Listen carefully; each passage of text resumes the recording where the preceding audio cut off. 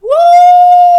GI is over. Some of the longest 5 weeks of my life. Good Gandhi. I mean, not to be dramatic or anything, but hallelujah, that is over. I know way more than I ever wanted to know about bowel movements at this point. I don't want to hear another word about colonoscopies, although there's so much comedy in GI. Poop jokes aren't my favorite jokes, but they're a solid number 2, you know what I'm saying?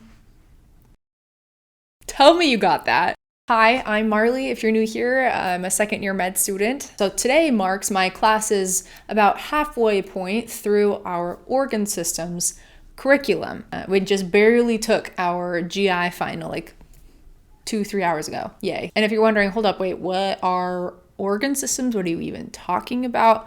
I'll explain. So organ systems are essentially this style of curriculum in a lot of med schools, not all, as I understand it, med schools do this, but many of them do, where starting sometimes in your first year, sometimes in your second year, for our program, it is in our second semester of first year that we start doing organ system blocks. By organ system blocks, I mean, for example, this past January, we started lymph, hematology, and lymphatics. So blood stuff, cancer stuff, lymph stuff. Everything that we need to and should know is all crammed into, in our case, I think it was a 4 to 5 week period. So we only focus on that certain organ system or that section of the body or whatever for a certain number of weeks. And then we take a midterm and then a final on that, and then move on to the next organ system block, which in our case, our second after heme lymph came 3 weeks of concentrated neurology. And then after neurology was cardiology. And we had that for like 6 weeks. And then after 6 weeks of cardiology, we moved on to, I think it was like 4 or 5 weeks, finished off last semester with respiratory. So everything lung related. That's kind of what I'm talking about. We just move from organ system to organ system in like bite-sized chunks. Or not actually, bite-size is so not the right word. It's literally just like fire hoses still. It's anything but bite-size, anything but manageable. And we will keep doing this until we start dedicated study for step 1, the big, huge, scary test. Studying for that starts like next April or something, I believe. So up until next April, we'll be just moving from organ system to organ system, trying to squeeze in everything that we need to know about all the systems. We're basically putting a lot of the stuff that we learned in our first semester, like foundational studies about like a bunch of different topics, a bunch of like underpinning biochemical and biological underpinnings of everything.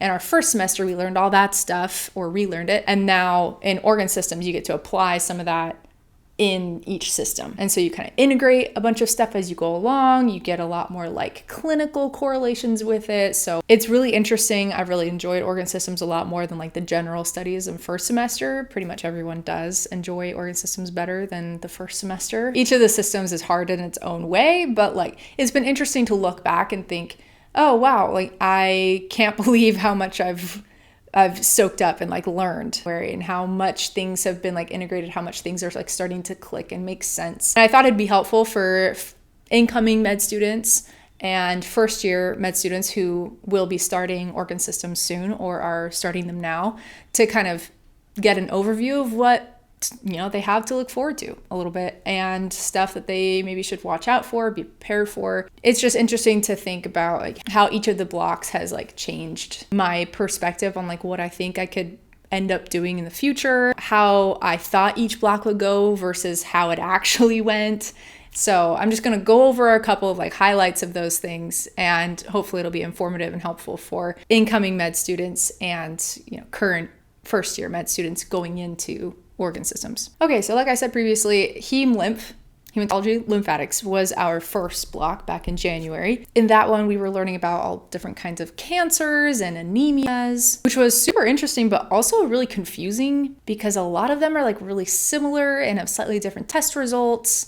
And there's a lot of, looking microscopically at cell structures, and a lot of it looks really similar. It's a little bit difficult. And then there's a lot of like immunology thrown in there for good measure. And immunology for me has always been hard. Lots of alphabet soup business, and it's just one of those things that just does not click well for me, immunology. Probably wouldn't be a hematologist, like, to be perfectly honest. No offense to any hematologists out there, but I could maybe get into oncology. So I'm thinking about doing an elective rotation in that in my 4th year. And next was neuro. Okay, neuro blew my mind. I'm still convinced that the entire nervous system runs on straight magic. It's not real. I will die on this hill. It is beyond me how everything works on electrical signals. Like, the different pathways and tracts are so fascinating, but so mind-boggling and crisscrossing all the time. And I feel like I never quite got straight what happens that's ipsilateral and what happens contralaterally, and half the time I was just guessing, and it's 50-50, so I'm like, whatever. It was a rough 3 weeks for me, even though I really deep down, I really wished that I got it more and understood it more and had it like cemented more. It just like never quite got there. Maybe it's because there's only 3 weeks and we'll get another neural block this coming spring. But it was fascinating because you get these patient presentations that are seemingly so random. Okay, for example, like there's a guy who wakes up and can't move his right arm or right leg. Also, the bottom half of his right face is weak, paralyzed, can't move it. He has extra strong right-sided reflexes, but he also has a droopy left eye that can't look left and a dilated left pupil. And so you get this patient presentation, and then it's literally like the question is, where's the lesion? All of those crazy symptoms that are all up and down all over the place can all be traced back to one single place. That, like, you know, the guy had a stroke or something in this one spot, and poof, all of these symptoms are here because all these tracts running everywhere and responsible for moving and controlling different things. So I found it fascinating that you could take these crazy patient presentations and trace it all the way back to a single spot where the lesion or the, you know, stroke or whatever it was. And if you know the answer to that question, the patient presentation that I just explained, comment if you know the answer. So if you like puzzles and mazes and being the genius in the room, neurology might be for you. It's just not for me. Now, cardio, I actually really liked cardio. I didn't think I was gonna like it going into it. I don't know why. It was more tangible, more hands-on. You could use your stethoscope and actually listen to what was going on. And the physics and fluid dynamics all made much more like intuitive sense to me than anything in neurology. Now, I'm not sure if I could like go and do cardiology, maybe like interventional cardiology, because I'm drawn to like procedural specialties and stuff. Now, when I say interventional cardiology, think like stents and balloon angioplasties and stuff like that. Yeah, I could maybe do that. I don't know. Another one that I like to do a rotation in later if I can. And after cardio was respiratory. After cardio, I was like pumped. I was like, okay, well, I mean, cardio, respiratory, same, you know, very interrelated in a lot of ways. But I didn't end up liking respiratory nearly as much as I thought it would, actually. It was more of like a neutral for me. I didn't love the pressures and the, you know, acidosis versus alkalosis stuff, but we were learning a lot about COVID at the same time that the rest of the scientific community was finding stuff out about COVID. So we were kind of like learning in real time about the pathophysiology of it, which I thought was really, really cool. I don't think I'll go into pulmonology, but yeah, solid neutral for me. After respiratory, we had summer break, and then we came back and we started renal block. And renal block was so rough, actually, because yeah, you're coming off of summer and then you have to get back into study mode. And I thought I had mentally prepared myself, and I just had not. It just hit hard with a lot of biochem, a lot of dense physiology, the different like ion channels and urine analysis findings, interpreting those. I mean, thank goodness for sketchy. I literally would have been lost in renal without sketchy. I have so much respect for nephrologists. They do not get as much hype as they deserve. I don't think I'll end up going in that direction and like doing nephrology in the future. But regardless, like, so much respect to the queen bees and the people who are helping us keep those healthy. And finally, GI block, which we just finished today. So by GI, gastro-intestinal.